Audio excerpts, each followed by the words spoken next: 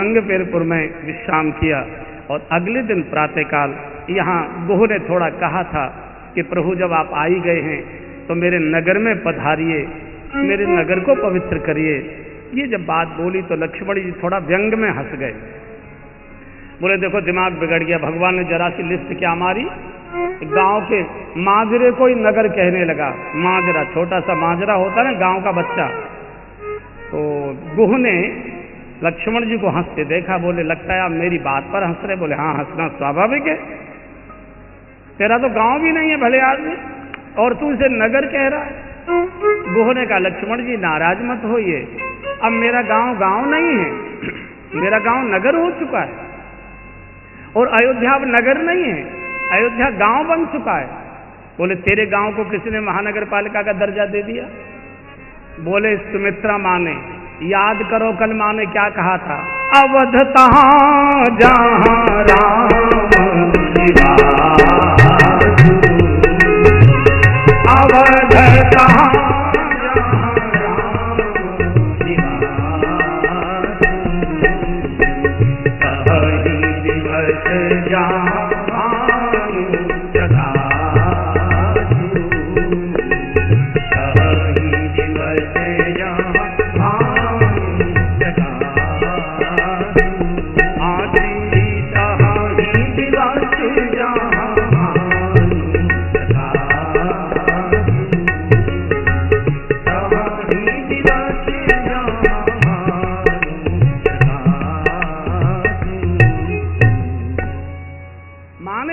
मान्यता दी। अवध कहाँ? बोले जहाँ राम है। अब मेरा गांव गांव नहीं रहा।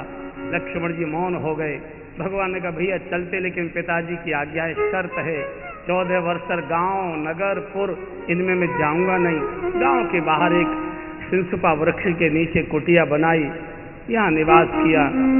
अगले दिन प्रातःकाल भगवान ने सुमंत्र जी को कहा, सुमंत्र जी अब आप जाइए, आप अपने राज्य में लौटिए, मुझे मेरे राज्य में जाने दीजिए। सुमंत्र जाना नहीं चाहते। भगवान ने दोनों हाथ पकड़कर बिठा दिया। बरबस राम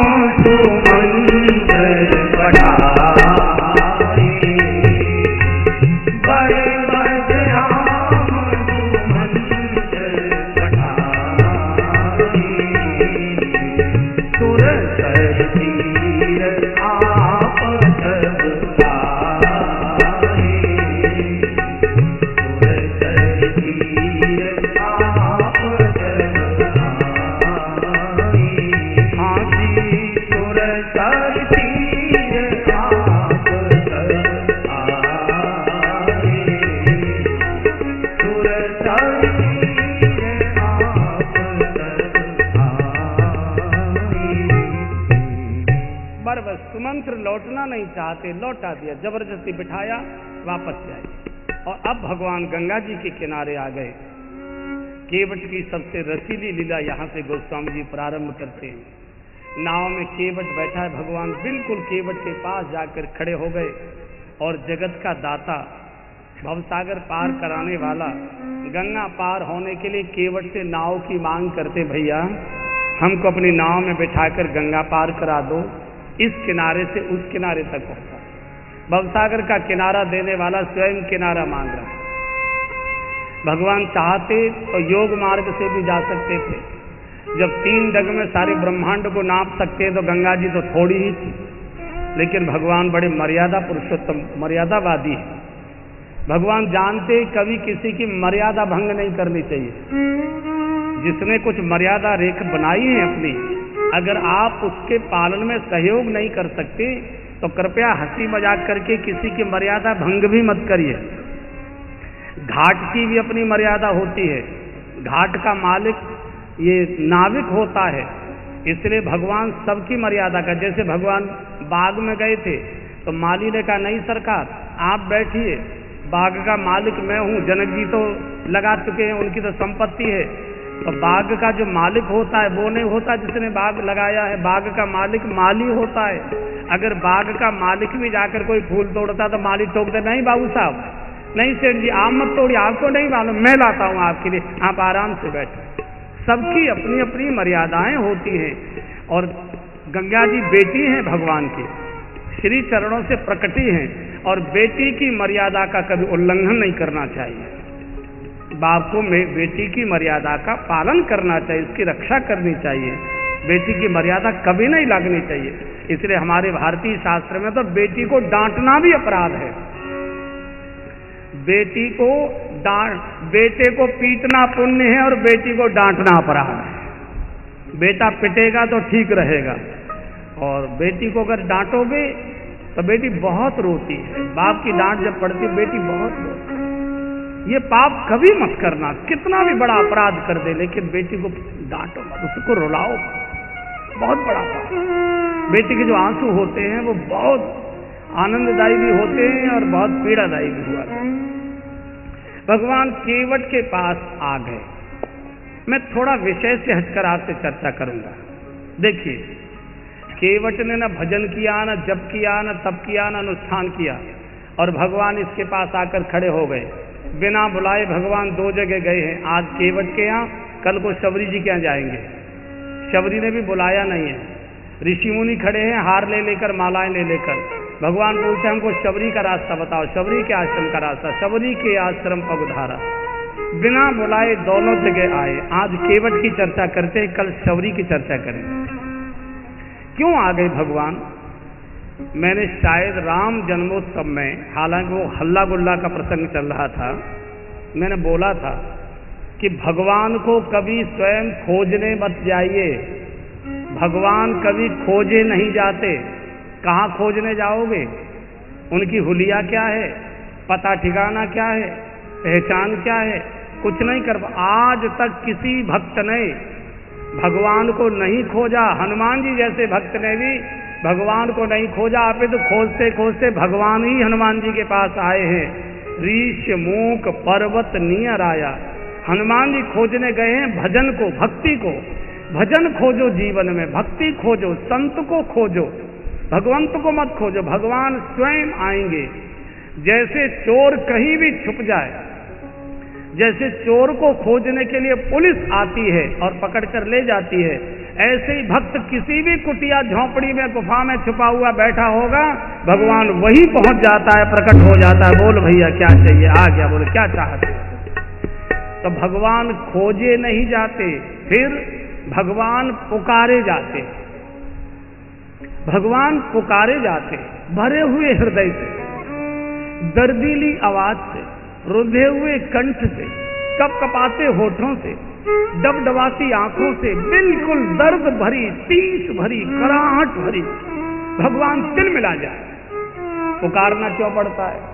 क्योंकि भगवान सुवक्कड़ बहुत है। शांताकारम भुजग शयनम। आप कल्पना करो, जो नाग पर इतना खर्राटे में सो सकता है, वो डंलप के गद्दे पर कितना बढ़िया सोता हो। सोने वाले को बोलकर ही जगाया जाता है, बुलाया जाता है। माताएं बहुत आसानी से मेरी बात समझ सकती हैं। 3-4 महीने का बालक माँ की बगल में सो रहा है पलंग पर, पीछे से रेलवे लाइन जा रही है, गड़गड़ गड़गड़ गड़गड़ गड़गड़ रेल कर रही है, माँ खर्राटे लेकर सो रही है। गली में कुत्ते भौंक रहे हैं, माँ खर्राटे लेकर सो रही है। कॉलोनी का चौकीदार घट घट करके लठिया खटकाता जा रहा है गली में, माँ खर्राटे लेकर सो रही है। पड़ोस में बारात आई है, बाजे बज रहे हैं, माँ खर्राटे लेकर सो रही है। सामने वाले चौराहे पर देवी जागरण के नाम पर उपद्रव हो रहा है, माँ खर्राटे लेकर सो रही है। आकाश में बादल गर्जना कर रहे हैं, माँ खर्राटे लेकर सो रही है। बिजली कड़क रही है, माँ खर्राटे लेकर सो रही है। न बिजली की कड़क जगा पाई, न बादलों की गर्जना, न देवी जागरण के गीत, न कुत्तों की भौं भौं, न रेल की खड़खड़ाहट। कोई माँ की नींद नहीं खुलवा पाया। लेकिन जो बगल में बच्चा सो रहा था, जैसे ही बच्चा नेक कुनकुनाता है, मैया तुरंत पीठ थपथपा के छाती से लगा दे, चुप चुप चुप चुप चुप चुप। जरा सा बालक कुनकुनाया, माँ एकदम छाती से लगा लेती, जाग जाती है।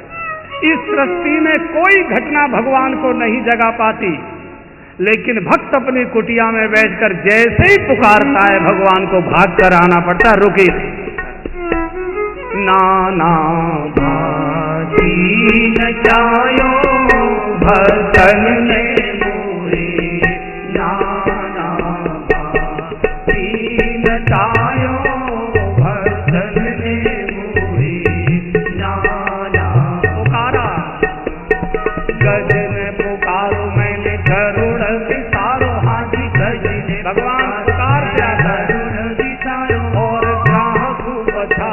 सुनी प्रेम की पुकार, ग्राम उपचार सुनी प्रेम की पुकार। द्रौपदी पुकारी सुधी दीजे बनवारी, मोही द्रौपदी पुकारी सुधी दीजे बनवारी। मोही आस है तिहारी कहो जाऊं काके द्वार, मोही आस है तिहारी कहो जाऊं काके द्वार।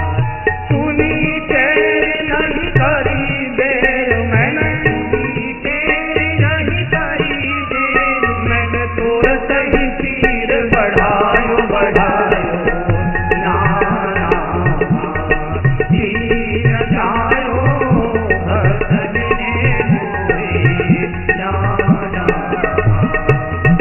आज लोकनाथ कभी नहीं काज मैंने, लोकनाथ कभी नहीं काज मैंने, बैकुंठ बिसरायो रायो नाना तीर जायो भक्तन ने मोहे नाना। तीर जायो भक्तन ने मोहे नाना। जितने भक्ति के आचार्य हुए, जिनको भगवत साक्षात्कार हुआ है, किसी ने होठों से नहीं पुकारा, सबने आंसुओं से पुकारा है। ब्रज पुकारता है निस दिन बरसत नहीं रहवार। मीरा पुकारती है विरह कथा कासों कहूं सजनी भई छमासी रे। चैतन्य पुकारते हैं, आंसुओं की धारा बह पड़ती है। जिसने पुकारा रोकर ही पुकारा। बालक जब रोकर माँ माँ करके पुकारता है, माँ हजार काम छोड़कर दौड़ती है। इसलिए भगवान को पुकारो। हमारे सूरदास जी की घटना, गिरिराज तलहटी में कुटिया बनाकर बैठे हैं सूरदास जी, अंधे महात्मा, बूढ़ा शरीर, पूरी गिरिराज तलहटी सो रही है। रात्रि के 1 बजे का समय, ताएं ताएं ताएं सब पूरा गिरिराज तलहटी सो रही है, सब लोग सो रहे हैं। झींगरों ने बोलना बंद कर दिया, बिल्कुल सन्नाटा। और अंधेरी रात के सन्नाटे में एक अंधा बूढ़ा साधु अपने हाथ में एक तारा लिए और कुटिया में पुकारता है, आजा मेरे तुझे मेरे की बुलाते हैं। आलो के आजा मेरे तुझे मेरे गोविंद ओ मेरा सुना पड़ा रे संगी, मेरा सुना पड़ा रे संगी, तुझे मेरे बुलाते आलो के आजा मेरे तुझे